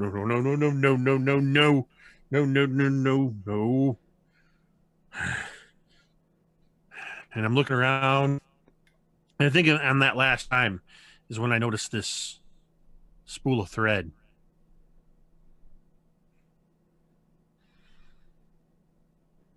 And I'm just staring at it in this open chest. Now, just because I'm still not 100% clear, do I or do I not have my sword? No, you do not. Okay.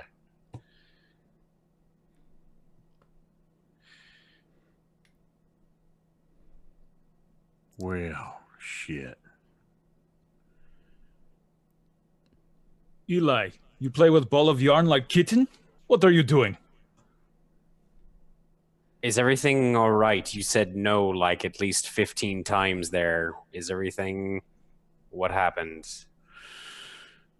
Remembering earlier when Fel was drawing her iron daggers, I look to her. I look to her belt. Does she have her daggers? You see the sheaths, but they are empty. I look over to Oscar. Does Oscar have his shovel?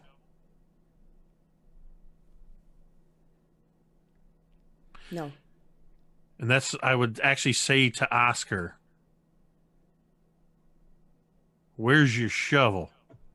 It is right here. I keep it. Right. Gleowin, where is my shovel? I was listening to your story. I wasn't telling you a story. You said black and red and devil and bride. It did not make sense, but I listened. I polite. That is the wall story. That is not my story. The children in this house scrawled it on the. No matter. I must have left it outside. I will go get it, and he'll head back to the front door. Oscar. Yes, what? You didn't leave it outside. I did. Just like I didn't leave my stuff outside. Fell, Yes. your daggers. They're gone. And she'll look at the sheaths, and she has kind of like this small like backpack on, nothing fancy, and she's gonna open it up. There's an iron club in there. Does she have that still, or is that gone as well? That is also gone. Fucking shit! What happened to? Gleowin reaches behind her back. Is her dulcimer, the instrument, still on her back?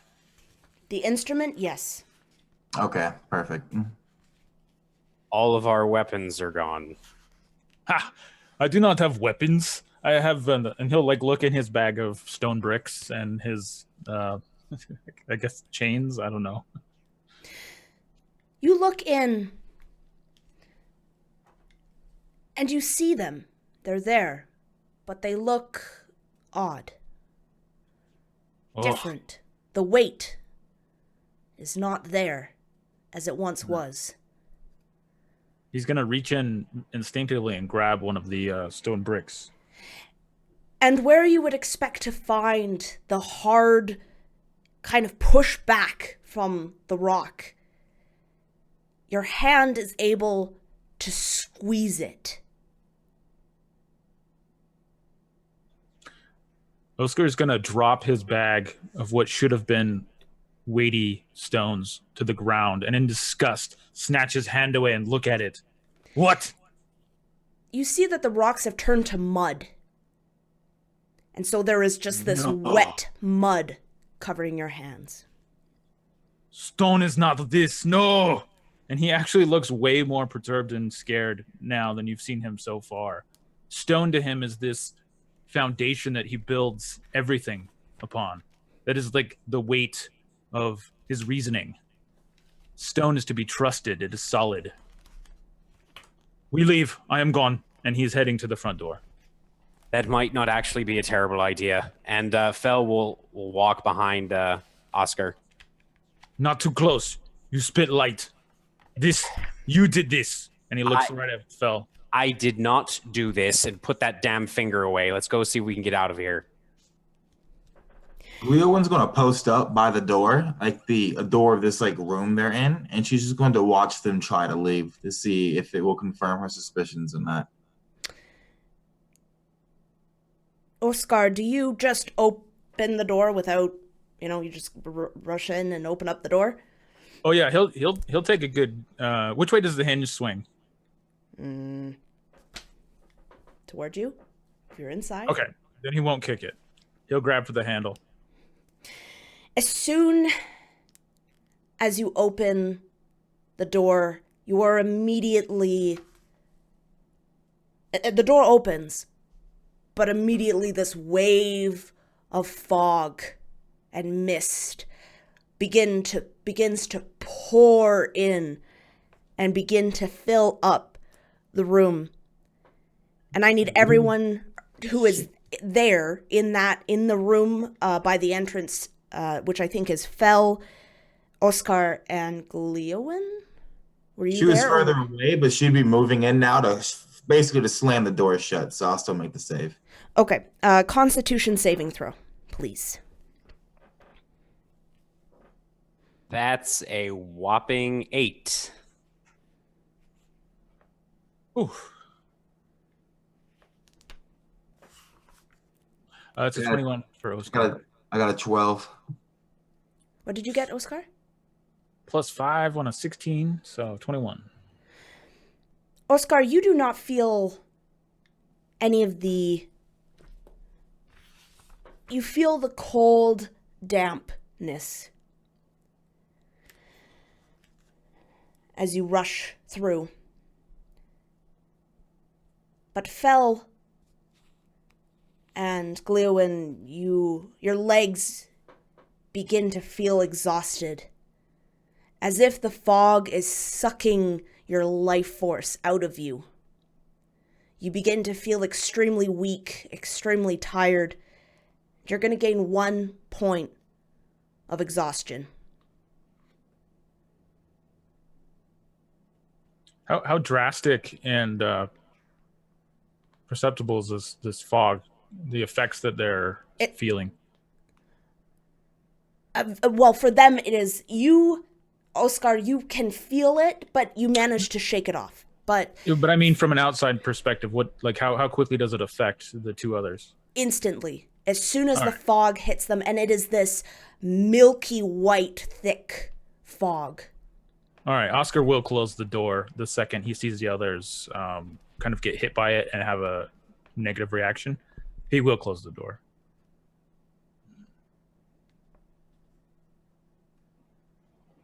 The moment you close the door, Glewin, who is now kind of like a puddle of black fabric on the ground beside you, coughing behind her mask, will throw up her hood, and she will say to you, Oscar, and mainly to you, Fel, we cannot leave this place. And fell in a surprising flare of temper as I feel like as soon as the mist hit, her legs just kind of gave out and she ended up just falling onto her hands and knees. She just sits on her rump and looks back at you and just snaps to you. Yeah, no fucking shit. And she just sort of rubs her legs, trying to get some feeling back into them. Again, looking even more haggard than she did before. What is this? I have had doors I could not get into, the big stone, metal. But get out, you just open and leave. This place. Why do you do this to me? And he's like just speaking to the room in general, not to anyone specifically. Eli! I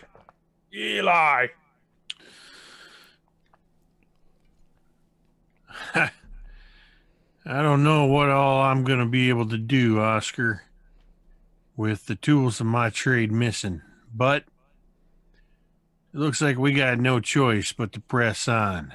I will tell you what you can do. You will remind me when we see those travelers. Next time I will crush their small heads with my fists. They brought us here. This is bad. I'm not entirely going to rule that out. You, Everchild, whatever gods it is that you're praying to, better hope maybe somebody out there's listening. Everchild says nothing. I think we're going to need every little bit of help we can get. And I'm going to pick up my now partially empty rucksack chest and still hoist it up on my back. So it's very clear that all the weapons are gone, and Eli had spoken about it. Is there like an end table, a chair, anything, any furniture? Oh yeah, there. Actually, sorry, not in the rooms that you have been in. He'll head to the. Oh, okay. Nothing he's seen so far. Never mind. He'll pick Fel up just by the under one arm, and then move over to Glewin, not picking her up, but kind of leaning in a little. As she's like lifted her mask to breathe. You said you think something. Will you tell me? What is this? This is no longer Phaedron.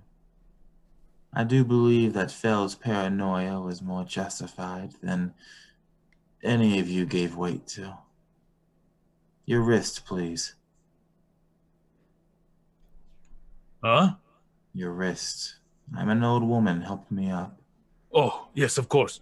And he kind of hesitates for a second, but then leans in and lifts, if Cleowin is allowing it. And what had normally been a young, youthful hand is a hand that has wrinkled, the nails long. You can see almost like arthritis, like turn the hand into almost like a claw. And she will grab your wrist and use it to kind of pull herself back up. She is slightly more hunched than she was before. And her hair is more loose, no longer in a mohawk, but more like falling over like a side of her scalp.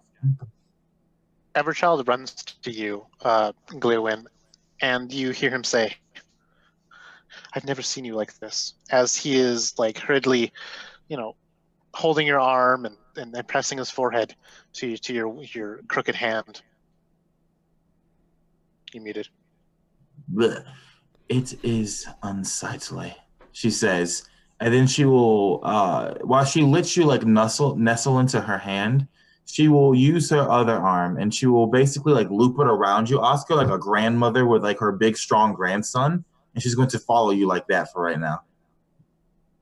Yeah, Oscar will absolutely help. And you actually see like this flicker of like empathy kind of pass through him that you wouldn't have had for almost anyone before. We have lost our things. You have lost your strength. We must find you a chair. You must sit. And she won't say anything to that, but she will look to you, Eli, and she will say to you, "You're right that we must press forward, but I will tell you this. If my full suspicions are correct, young dwarf, there is a good chance that any room we go on beyond this will kill us." I'm not willing to give in so easily. The tools of my trade are just that, tools. I still got skills and experience that can't be taken. And let's not forget that there are 5 of us here. Gleowin has heard a speech like that, or a similar speech to that, literally millions of times during her lifetime. And she does not say this. She doesn't say anything to Eli. She is just as silent as always, confident that Eli's bravado will either lead to them leaving this place or will end in tragedy, which is a win-win for her no matter how she looks at it.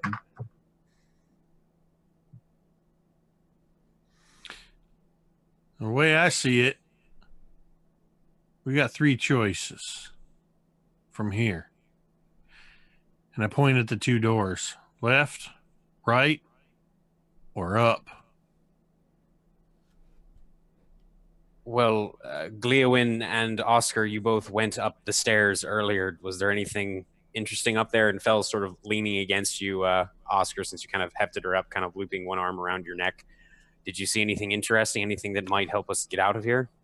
The poem on the wall tells a story that likely mirrors what has cursed this place. The wall. I look over to the fireplace. Is the longsword still above the fireplace? Yes, it is. Is there any kind of table, side table, end table, or something that I can push in front of the fireplace and climb up on? Yeah, there was that side table in the foyer that had the flowers on it, where Gleowin found the wooden statue. Actually, you know what? Forget that. I run over to the fireplace, take off my pack, standing it on end, since it is a wooden chest, and I'm going to step on that and try to remove the longsword from the wall. All right. You can do so. It is just kind of loosely... Test the weight of it, and yeah, if it comes off, I'm going to just kind of test the weight and heft of it. And the weight is fine. It feels good, but if you were to feel the sharpness of it, you find that it is quite dull. It was never meant to be a weapon, but a ornate piece. I make no comment of this, though I know it, but there's a comfort in holding a blade in my hand. as I climb down. And you would all just see as I take the blade and just kind of give it a all right. All is not lost. Right, we have one sword. All is not lost. You see, the Everchild has positioned 4 candles in a kind of a square shape around him. He has lit them all with a little small flame, and he's sitting cross-legged. Just a question. Where did you get the flame from? That's a very good question. I imagine he has a little striking stone Okay. that he can use for flames. Okay. I spit some bars, and they were heat. And he's sitting in meditation Fire. and prayer. His hands are clasped, and he is glowing a soft light. His eyes are closed as he is doing a ritual casting of Detect Magic, which takes about 10 minutes. You do the prayers. You do the ritual that you know. But you find your senses do not heighten. You do not see anything. You feel as though your senses have been blocked. You feel as though the ritual has not worked, though you've done it hundreds of times. I think he would peek an eye open, and he's check to make sure that the candles are all lit. Kind of firmly close his eyes again, and Gleowin would hear, "There is a problem." There are many problems, Everchild. I doubt that many of your miracles, if any, will work here. There is no sun where we are. And he's emboldened now, just for a bit, as he's come to some conclusion. He packs up after snuffing the candles, their little molten wax just beginning to peek off, and snuffs them out, packs them up back in his bag. If I have not my miracles, I have at least my teachings. And Lathander's light, wherever it may shine, is what Gleowin would hear. As he strides now for the one of the set of doors that is unopened and untouched and unexplored. The one, Which one? One perhaps that Jake was trying to peer under, or sorry, Eli was trying to peer under with the mirror. Okay. At the mention of you saying that having the light of Lathander. He wouldn't hear that. Only Gleowin. Okay, never mind. That's probably for the best. Yeah. Eli, were you looking at the left or the right door? I would definitely have been approaching the left door first. Okay. So, Everchild, you approach the left door. Do you open it? He places his hand upon it, just his palm. He closes his eyes, he listens, and he feels. He's using his senses of hearing and touch to really just kind of get a sense of what's beyond the door. Any kind of wind that may be buffeting, any kind of, footsteps, any tremors in the ground. Okay, make me investigation, please. Yeah, 13.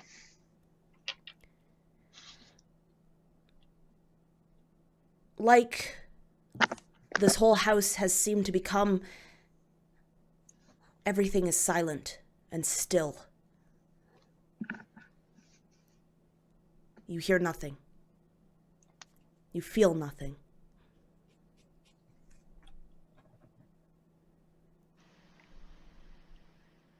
And he will gingerly reach for the door handle upwards, but giving enough time for anyone to react.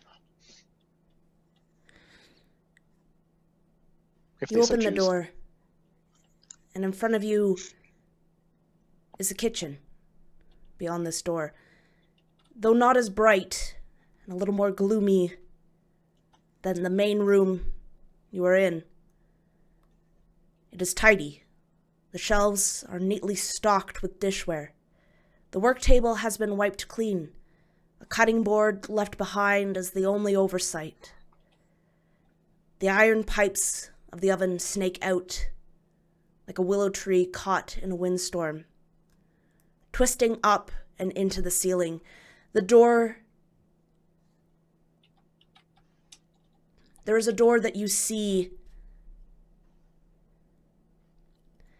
to the northeast, and it hangs slightly ajar. And in that shadow, you can see jars. But it is too dark to distinguish what they are. There is an audible stomach growl as Everchild sees a vast kitchen.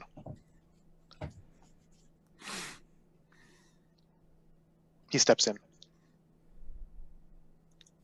And he will try to utter a prayer of light upon his closed fist. And assuming that fails, he will then light one of his little candles to be a tiny little halfling torch.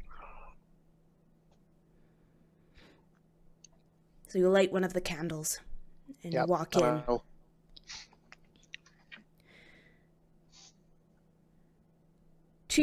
As you walk in further to your right, you can see what looks to be a small elevator, a dumbwaiter. It's open, wide, and you can see that there are buttons and bells with strings attached going into the wall. And as you are looking closer and closer, you all hear a sound.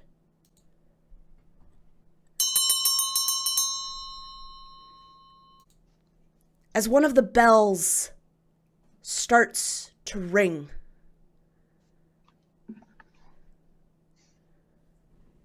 it rings once and then stops.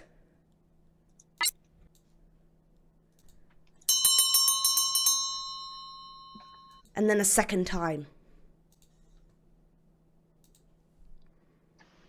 That could mean there's somebody upstairs, maybe. And Fel will kind of disentangle herself from you, Oscar. I'm assuming her legs have regained their strength, and she enters the kitchen behind you, Everchild, and kind of looks up into the shaft of the dumbwaiter. Is it just like a kind of like a little compartment essentially that can go up and down, or can she actually see up into the shaft of the dumbwaiter itself? No, there is an actual like little compartment in there. The dumbwaiter is at this level, and the door is open. And upon closer look, you can see that there are two bells, and they are each labeled. One is the servants' quarters, and the other is the master bedroom. Felitha hears Everchild's ghostwise voice. I can fit, and I can go. And Lathander's light shall shine upon the mystery of this place. And Fel will frown and look at him and shake her head and say, I don't think you should go by yourself. We don't... And she takes a moment. We don't know what the fuck is happening here.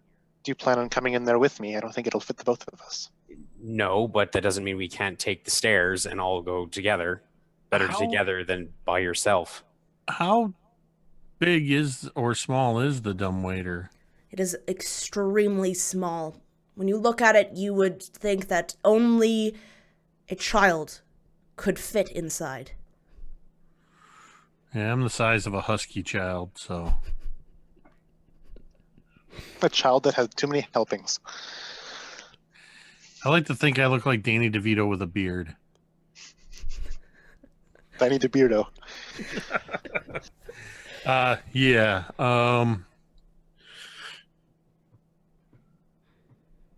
I'm actually kind of on board with this idea.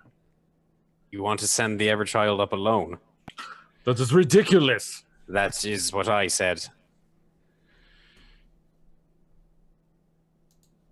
We can head up in the direction, or head up and be up there to back him, wherever he may come out.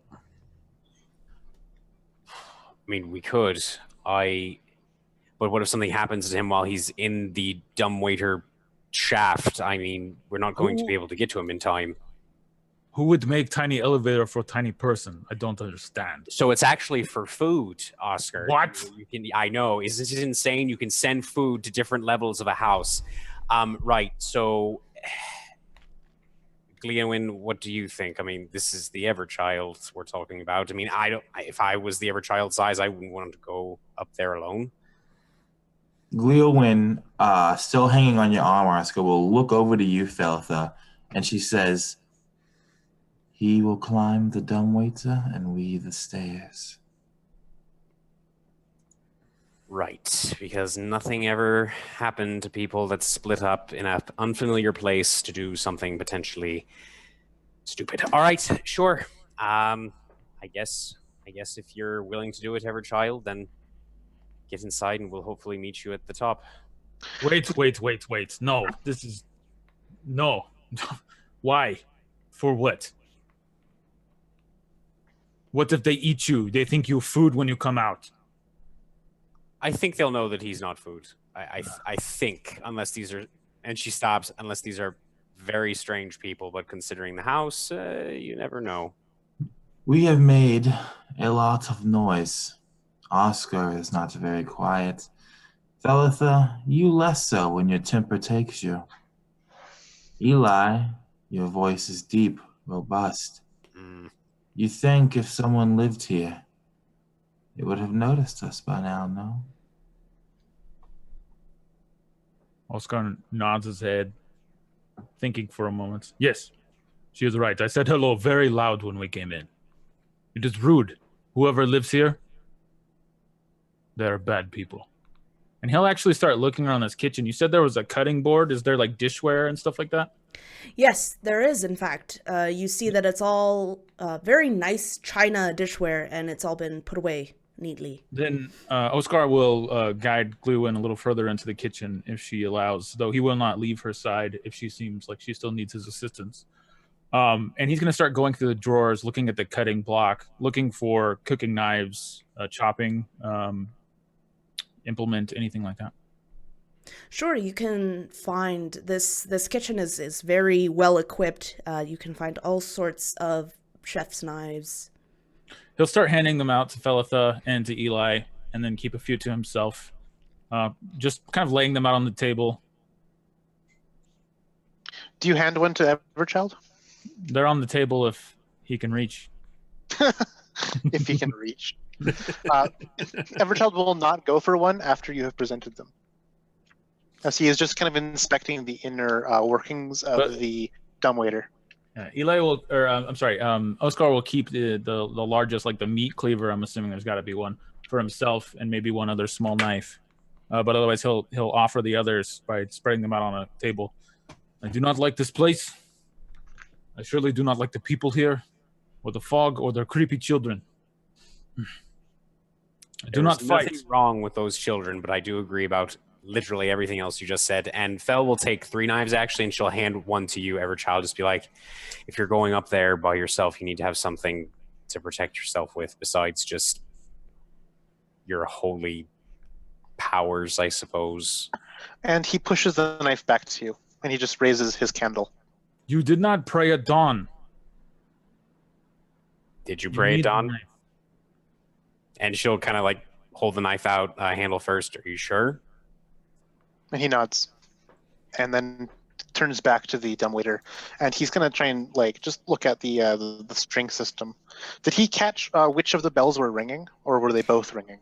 No, only one of them was, and you saw that it was the servants' quarters that was ringing.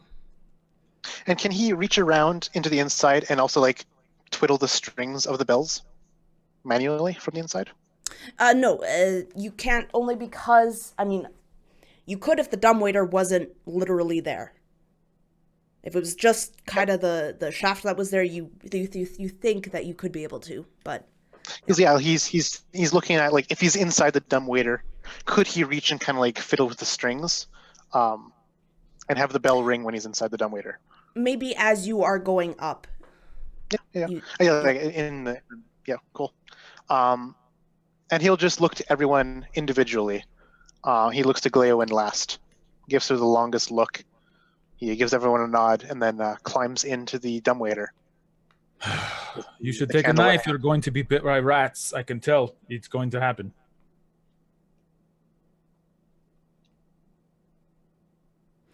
And as he climbs in, he hand over hand, after he snuffs out the candle, he lays it beside him. Hand over hand, starts to raise the dumbwaiter from the inside. We should get moving then. That little one's about as creepy as the other two outside are now, in my mind. He's not that bad, Eli. At least he's not, I don't know, Ugh. dangerous, maybe? Those children are surely dead with this fog. Look what it did to these two. I hope that's not true. And Fell's going to leave the kitchen and start heading towards the stairs. I'm not saying I don't like the little fella. Just saying he's got a little bit of creep factor going on. I agree. As I follow.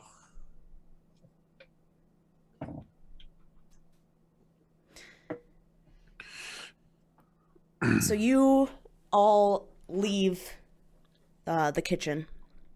And before they leave, Gleowin will hear from Everchild say, I will ring the bell if anything is amiss. And then carry on.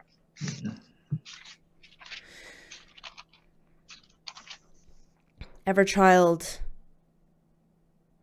as you go to... you said you snuffed out the candle?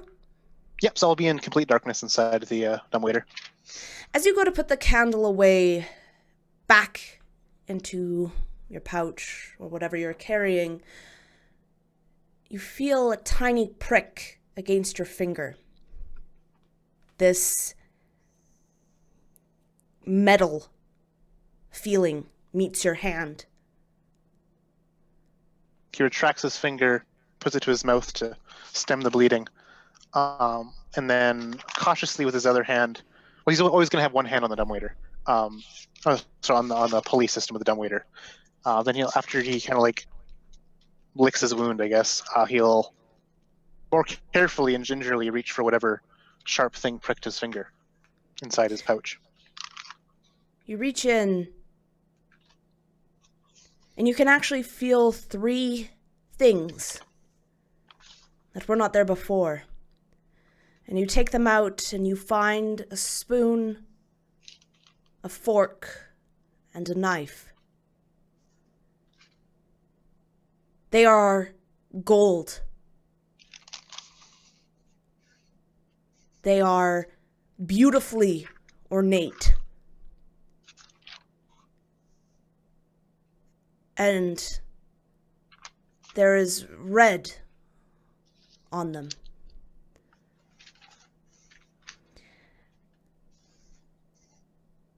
Do you keep raising the dumbwaiter? He'll hold up these cutlery to the what sliver of light there is that reaches this dumbwaiter, and as his eyes accustomed to it, what is this? What is this red? Is it like a blood stain, or is it some kind of like ruby or gem inset into it? You see that it is stained. Though it is too red, too bright to be blood. But it definitely mimics the spatter of it. And as you're raising yourself up, you can begin to hear this low hum. And it begins, you can feel this thumping against the dumbwaiter as if someone is knocking on each side of it. He will be still when this knocking has happened.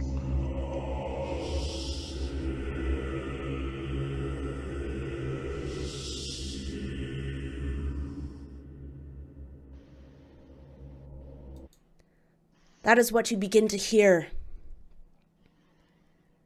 Coming from all around you, all sides. You begin to pull up, and as the light of the second floor room begins to flow into the dumbwaiter, it is bright red. Until you are bathed in this red light. You can still hear the chanting getting ever louder. And in the room, you see 4 hooded figures circling an altar. You see a woman laying on the altar, dressed in fine silks.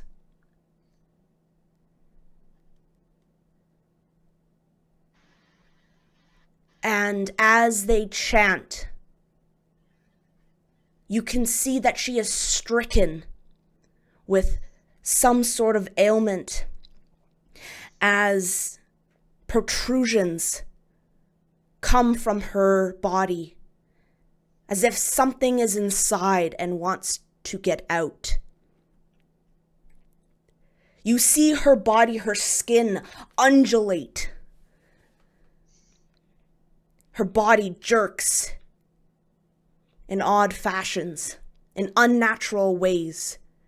She opens her mouth to silently scream, but it is gargled. All she can do is choke. All she can do is let out these raspy breaths. As these protrusions become bigger and bigger, you think her skin might burst. And she looks directly at you, Everchild. And you can see she is holding something in her hand. And as she is laying down, she looks to you. She is crying. Bloody tears streak down her face. And she holds her hand out to you, fist clenched, and in it you see a yellow light. And then her body ruptures. Blood explodes out everywhere. And you blink. And you see a bedroom. Cultists are gone. The woman is gone. And that is where we're going to end the session. All right. Okay. Dig it. I can dig it. Sounds like home so far. I dig it. I'm still pissed about all my weapons being gone. I'm saying my prayers don't work. I'm angry that people are rich enough to have dumb waiters in their houses. Not even smart waiters. Yeah. Anyway, so that was session 2. You guys are fully now into the death house, so welcome. And hope you guys had fun. And we'll let each of these players introduce themselves. So we'll start with Jason. Hello. I am Jason Osorio with a very small YouTube channel, Concepts and Characters, and I am playing Felitha Daggerford, and I am confused and horrified. I've played through Death House a couple of times, and this is definitely a different spin. I really like it. I'm very excited and also very nervous, but great session. Thank you to Megan, of course, and to all of my excellent party mates. Thank you. And we'll jump down to Jake.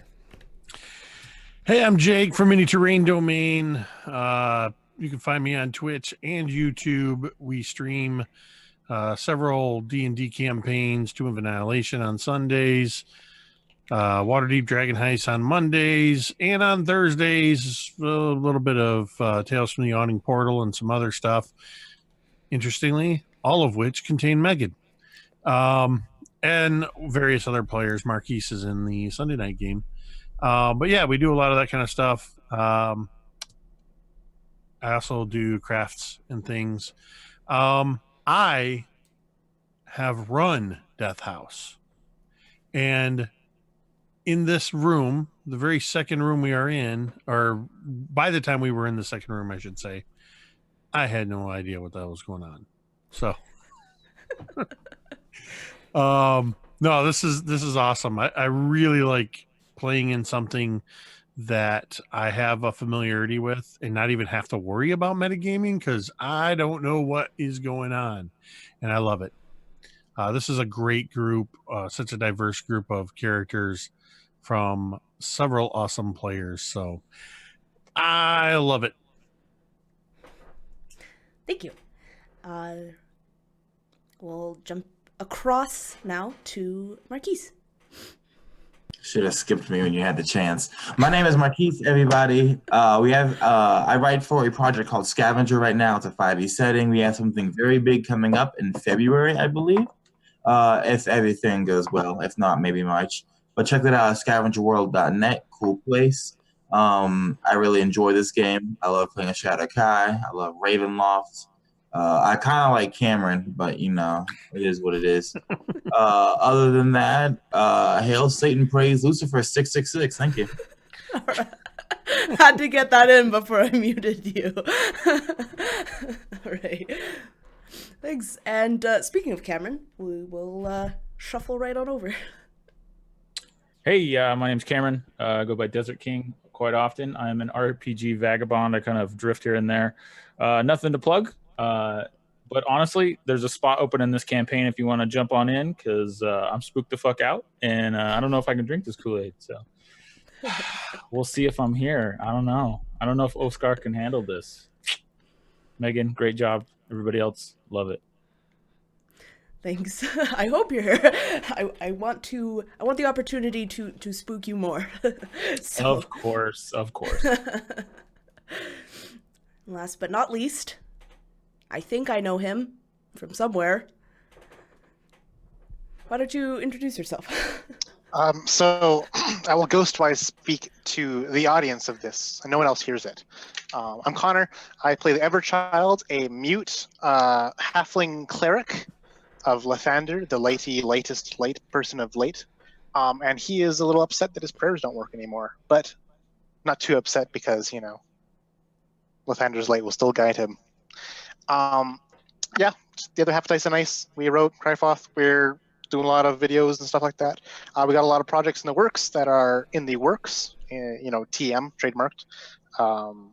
So you'll never see the light of day. They will never see the light of day because that's what in the works means. And yeah, catch you the next 14 days when we have another Curse of Strahd game. Yay. Yeah, so this is thanks. So this is a bi-monthly, every other Tuesday. And so we will see you in the next time. So thanks everyone for watching, present and in the future, and everyone have a good night.